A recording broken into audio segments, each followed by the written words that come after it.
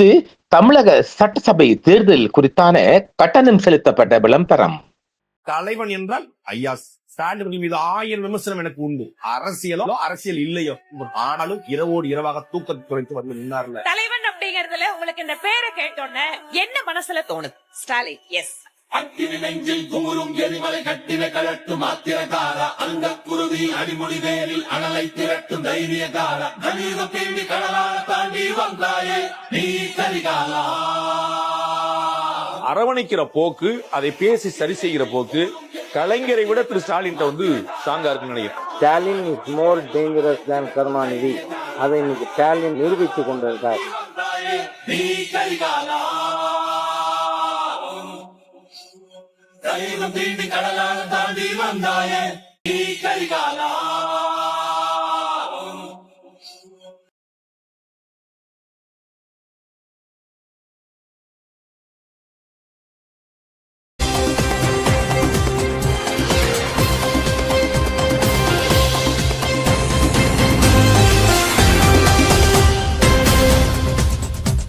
அன்பு நேயர்களே, வளைகுடாவில் நாங்கள் தொடர்ந்து முகாமிட்டிருக்கின்றோம். 2 வார போர் நிறுத்தம் கடைபிடிப்பதாக சொல்லப்பட்டாலும் ஈரானின் 2 தீவுகளில்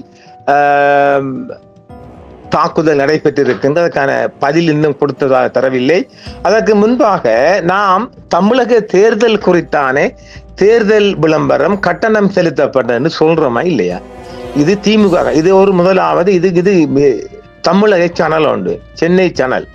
சனல்காரங்க நான் ஸ்ரீலங்காவுக்கு நான் பொறுப்பாளர், அவ்வளவுதான் எனக்கு பொறுப்பு. நம்ம சொல்றதை செய்யலாம் நிறுவனம் சொல்லுங்க. அப்போ இதுல ஒன்று வருது கருத்து களமா பேக்கடியில் வந்து என்ன நிலாம்தினா திமுகவுக்கு செம்பா நீங்களும் இப்படியாண்டா, நான் இலங்கைக்காரன், நான் என்ன போய் அவருக்கு செம்பு தூக்குறேன்? எனக்கு ஸ்டாலின் மாமனா மச்சானா? அப்ப கருணாநிதி எனக்கு தாத்தாவா கொள்ளு தாத்தாவா? யாருமே இல்லை. என்னடா இந்த மொக்குத்தனமாக மூடத்தனமாக தற்குறி மாதிரி அடிச்சிட்டு பாருங்களேன், கொமெண்ட்ஸ் அடிக்கிறாங்க. அப்ப நீங்கள ஒரு படிப்பே இல்லையாடா உங்களுக்கு? கொஞ்சம் காதை கொடுத்து கேளுங்கடா, உலகத்தை பாருங்கடா. அது ஒரு சேனல்ல 1000 விளம்பரம் வரும், அதை நீங்க சுத்தி அடிச்சுட்டு போயிட்டு இருக்கீங்களே. நீங்க ஏன் பாக்கு உங்களை யாரும் பட்டா வச்சு உங்களை பாக்கு வத்துல வச்சு அழைக்கிறாங்களாடா? ஏன்டா இப்படி தற்குறி மாதிரி வந்துட்டு இன்னைக்கு எனக்குடா குட்டுப்பட்டு சாவுறீங்க? அண்ணா ஒருத்தன் போனான், ஆளே இல்ல, ஓடி போயிட்டாரு. என்ன டேன்னு அழைச்சான் ஒரு சக்கிலி, அவன் இல்லப்ப அந்த நாய் வரையல. இப்ப இவர் யாரு? கருத்து களமா. நான் என்ன இது என்ன ஒரு மொக்குத்தனமான மோடேனா இல்ல? அட மோட, நீ உனக்கு படிப்பறிவு இல்லைண்டா காதை கொடுத்து கேளு என்ன சொல்றாங்க. ஆரம்பத்திலே நாங்க சொல்றோம் அது என்ன, அது ஒரு கட்டணம் செலுத்தப்பட்ட விளம்பரம். தமிழக தேர்தல் இப்ப திருப்பி இந்தியா தேர்தல் நம்ம அந்த விளம்பரம் தருவாங்க. உழைப்பானுகள் சனல்காரன் இந்தியன், அவன் உழைச்சுக்கு சொல்லுவான். சரி நீ வந்துட்டு உன்ன தற்கொலையான விஜயோட தாவேக்காவத்தா போடுவோம் சொல்லுவாங்க. நீ பணத்தை கூட ஒருத்தர் வர்றாரு, ஆனா இந்த விளம்பரத்தை நிறுத்தலாண்டா, அவன் தேர்தல் வரையும் விளம்பரத்தை எடுத்திருக்கிறார் ஒரு மாதத்துக்குரிய பணம் பேமெண்ட் கொடுத்து. இதுதான் உலக வளமே. இது கூட தெரியாது. அது என்ன சொன்னீங்க, கொஞ்சம் படிப்பறிவும் வேணும்டா. இந்த தாவேக்காரன் பாருங்க, தாவேக்காட தலைவர் விஜய் கூட ஒரு போம் நிரப்ப தெரியாம 3 தரம் அந்த போமை வெட்டியம் எடுத்துக்கிறார். கொஞ்சம் படிப்பு வேணும்டா. 10ஆம் ஆண்டெல்லாம் ஒரு படிப்பாடா, அதெல்லாம் யாருக்கு தேவைடா? சும்மா லூசித்தனம் பண்ணிட்டு வர. இனிமே அதை கொஞ்சம் புரிஞ்சு கொள்ளுங்கடா. அந்த செய்திக்குள்ள என்ன வருதுன்னு காதை கொடுத்து கேளுங்க, அப்போ உங்களுக்கு அது புரியும். அது ஒரு பேமெண்ட் கொடுக்கப்பட்ட ஒரு விளம்பரம். அது பேமெண்ட் ஆஃப் அட்வர்டைஸ்மெண்ட். அதை போய்கிட்டு நான் நிறுத்தலுமா, நான் செம்பு தூக்குறேன்டா, மொக்கும் லூசித்தனமான கதையா இல்லையா? என்ன மொக்கம். சரி நாம செய்திக்குள்ள போகலாமா? நாகரிகம் இந்த இரவு அழியும், பின்னர் அதை தடுக்க முஸ்தபா கொமேனியின் ரகசிய நர்வு என்ற ஒரு செய்தி வந்திருக்குது. ஈரானின் உச்ச தலைவர் முஸ்தபா கொமேனி ஒரு உடன்பாட்டை தொடருமாறு தனது பேச்சுவார்த்தையாளர்களுக்கு சமிக்ஞை செய்தார் என்றும், இது முக்கியத்துவம் வாய்ந்த ஹாமன் ஜலச்சந்தி வழியாக பாதுகாப்பான பயணத்தை அனுமதிக்கும் என்றும் 2 வார கால போர் நிறுத்தம் அதன் மூலம் வந்ததாகவும் சொல்லப்படுகின்றது. ஒரு திகிலூட்டும் அச்சுறுத்தல், ஓடிக்கொண்டிருக்கும் கடிகாரம் மற்றும் கடைசி தருணத்தில் எட்டப்பட்ட ஒரு ஒப்பந்தம் உலகம் பெருமூச்சு விட்டது. 10 நிமிடத்தில் உயிர் தப்பிய ஈரான். இதுதான் இந்த தலைப்பு செய்தி. அது அடங்காத ஈரான் மற்றும் அமெரிக்காவுக்கு இடையே ஒரு மாதத்திற்கு மேலாக தீவிரமடைந்து வந்த மோதலுக்கு பிறகு ஒரு முழு நாகரிகத்தையும் அழித்து விடுவோம் என்ற டொனால்ட் ட்ரம்பின் கடுமையான எச்சரிக்கை முடிவதற்கு சரியாக 90 நிமிடங்களுக்கு முன்பு இரு தரப்பினரும் போர் நிறுத்தத்துக்கு ஒப்புக்கொண்டார்களாம். 1.5 சொல்லப்படுது, 10 நிமிடத்தில் தப்பியிருக்கிறது.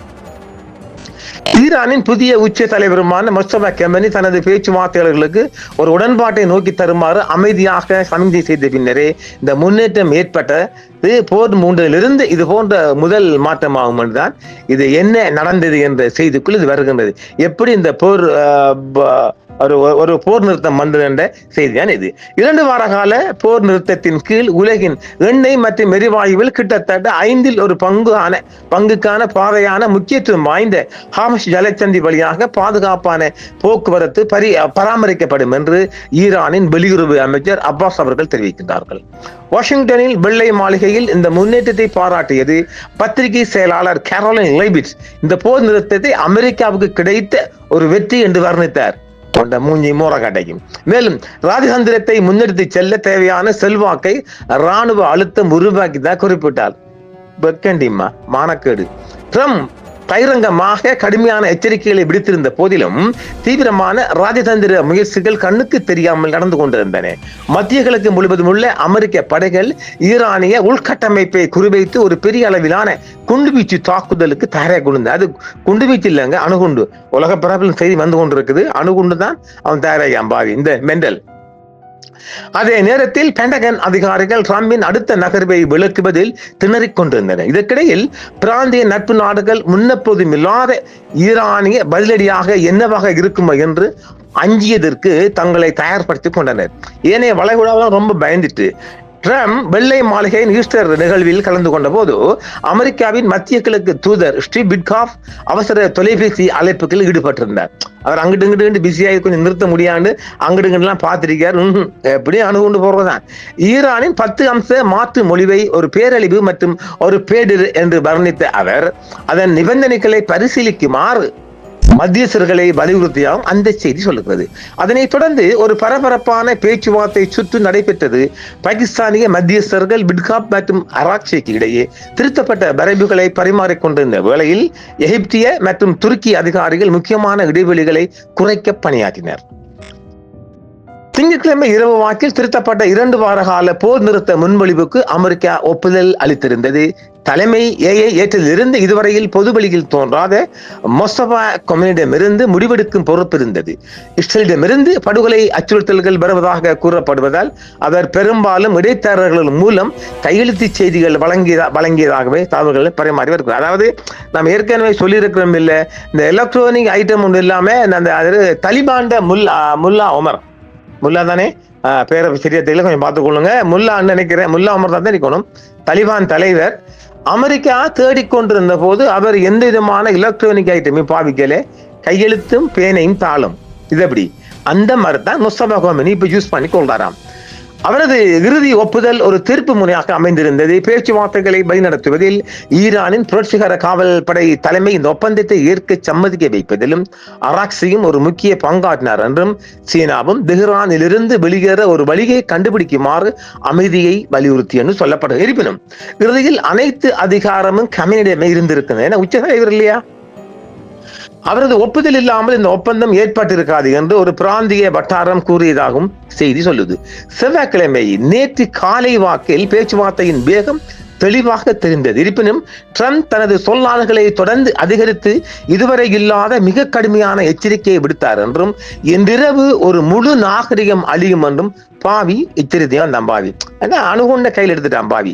ஈரான் பேச்சுவார்த்தையிலிருந்து விலகக்கூடும் என்று செய்திகள் வந்த போதிலும் பேச்சுவார்த்தையாளர்கள் பேச்சுவார்த்தைகள் திட்டமிட்டபடி தொடர்வதாகவே சொல்லியிருக்கிறாங்க. துணை ஜனாதிபதி ஜேடி வேன்ஸ் ஹங்கரில் இருந்து இந்த முயற்சியில் இணைந்தார். அதே நேரத்தில் இந்த செயல்முறைகளில் இஸ்ரேல் தனது செல்வாக்கை இழந்து வருகிறது என்ற கவலை அதிகரித்து வந்த நிலையில் இஸ்ரேலிய தரப்பு வாஷிங்டன் தொடர்ச்சியாக தொடர்பு இருந்திருக்கிறது. மறுபுறம் இஸ்ரேல் இந்த போர் நிறுத்தத்துக்கு தனது ஆதரவை தெரிவித்துள்ளதுடன் லெபனான் விவகாரம் பேச்சுவார்த்தை உட்படாது என்றும் இஸ்ரேல் தெரிவித்திருந்தது. ஈரானுடனான ஜலச்சந்தியை திறந்து அமெரிக்கா, இஸ்ரேல் மற்றும் பிராந்திய நாடுகள் மீதான அனைத்து தாக்குதல்களையும் நிறுத்தும் நிபந்தனையின் பேரில் ஈரான் மீதான தாக்குதலை 2 வாரங்களுக்கு நிறுத்தி வைக்கும் அதிபர் ட்ரம்பின் முடிவை இஸ்ரேல் ஆதரிக்கிறது என்று இஸ்ரேலிய பிரதமர் அலுவலகம் ஒரு அறிக்கையை தெரிவித்திருந்தது.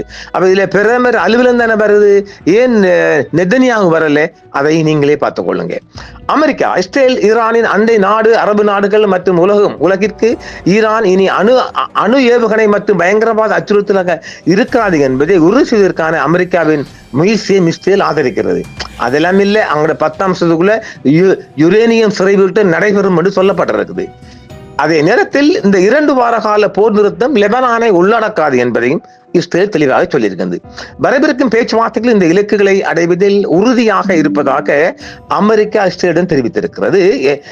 இஸ்ரேல் மற்றும் இஸ்ரேலின் பிராந்திய நட்பு நாடுகள் பகிர்ந்து கொண்டன என்றும் இந்த 2 வார கால போர் நிறுத்தம் லெபனானை உள்ளடக்காது என்றும் இஸ்ரேல் மீண்டும் உறுதியாக சொல்லலாம். நேற்று நண்பகலில் ஒரு ஒப்பந்தம் முடிவுக்கு வந்தது என்பது தெளிவாக தெரிந்திருக்கிறது.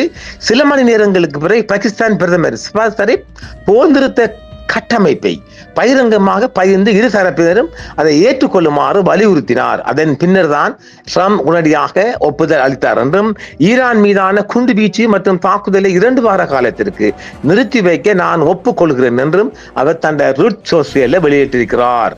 பின்னர் அவர் பாகிஸ்தானின் ஃபீல்ட் மார்ஷல் ஆசிம் முனிருடன் நேரடியாக பேசி பாருங்க. நம்ம ஏற்கனவே சொல்லி வரோம் இல்ல, பாகிஸ்தான் ராணுவ தளபதி ஆசிம் முனிருடன் டைரக்டா போன் பேசி ஒப்பந்தத்தை இறுதி செய்தார். மேலதிக பேச்சுவார்த்தைகளுக்காக அமெரிக்க மற்றும் ஈரானிய பிரதிநிதிகள் குழுக்கள் இஸ்லாமாபாத்துக்கு நாளை மறுதினம் வெள்ளிக்கிழமை செல்ல இருக்கிறார் என்றும் ஷரீபின் சொல்லி இருக்கின்றார்.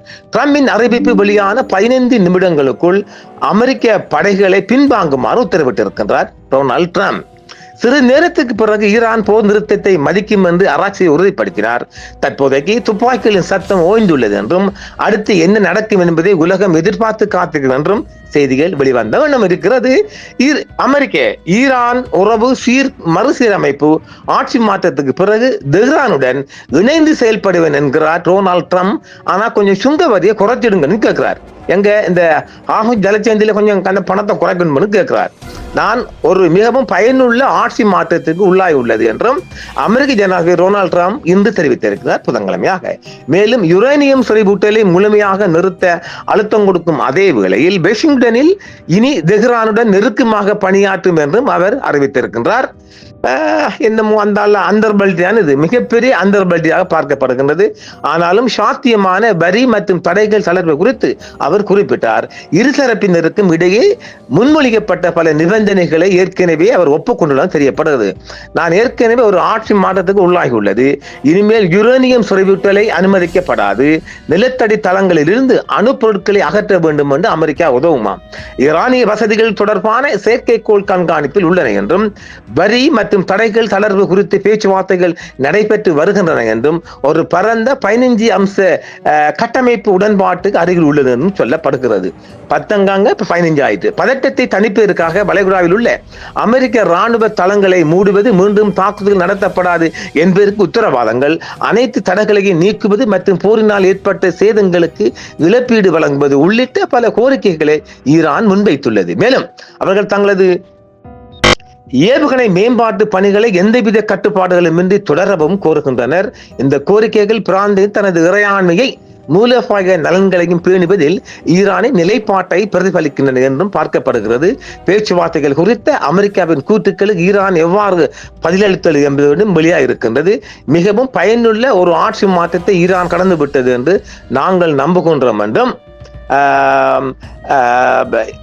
எனவே அமெரிக்கா ஈரானுடன் நெருக்கமாக இணைந்து செயல்படும் என்றும் யுரேனியம் செறிவூட்டல் எதுவும் இருக்காது என்றும், மேலும் அமெரிக்கா ஈரானுடன் இணைந்து ஆழமாக புதைக்கப்பட்ட B-2 குண்டுவீச்சு விமானங்கள் அனைத்து அணு தூசிகளையும் தோண்டி அகற்றும் என்றும், இது தற்போது முன்பும் மிகவும் கடுமையான செயற்கைக்கோள் கண்காணிப்பின் விண்வெளி படை கீழ் உள்ளது என்றும், தாக்குதல் நடந்த நாளிலிருந்து எதுவும் தொடப்படவில்லை என்றும், நாங்கள் ஈரானுடன் சுங்க வரி மற்றும் தடைகள் தளர்வு குறித்து பேசி வருகிறோம் என்றும், இனியும் பேசுவோம் என்றும், 15 அம்சங்கள் பலவற்றைக்கு ஏற்கனவே அமெரிக்கா ஒப்புதல் கொடுத்துள்ளது என்றும் சொல்கின்றார்.